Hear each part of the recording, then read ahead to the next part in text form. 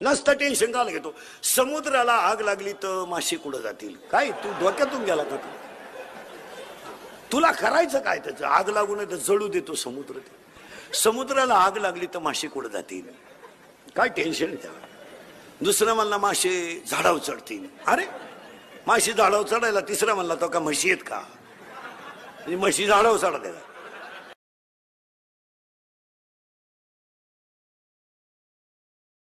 लाभाडलो काय 10 वर्षापूर्वी मुलीचं लग्न झालं ना, पोरगी नवऱ्याच्या घरी जर चालली तर पोरीची आई काय म्हणायची माहिती का?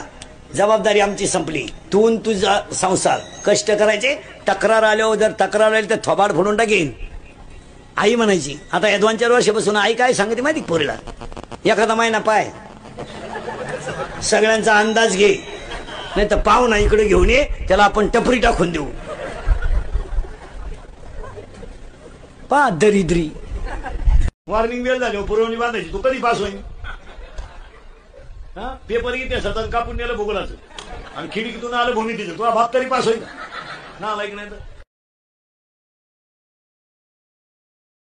तरी माणसांना अजून एक सांगतो, झोपताना असं झोपत जा. आता याला मोकळं ठोत जाऊ नका. हा जाऊ शकतो.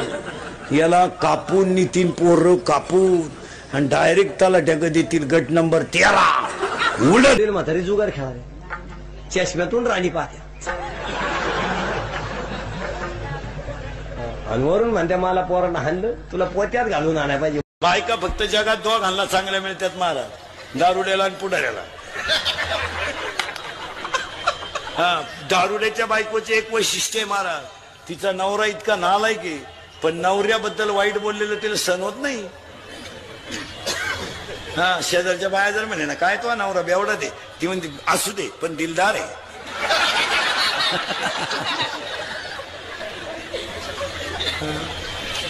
बायका दोघांनाच भारी मिळतात. बरं मार खाल पुढारीची बायको एक, सेवा करायला नंबर 1. बायका पुरा कोणी मला सांगा, आई ती इस्टेट मिळाली ते घर सुखी आहे. फुकट जर कुणाला इस्टेट मिळाली तर त्या पिढी घरात 3ऱ्या पिढीला ईडी माणसं जन्माला येतात. सुपडा साप.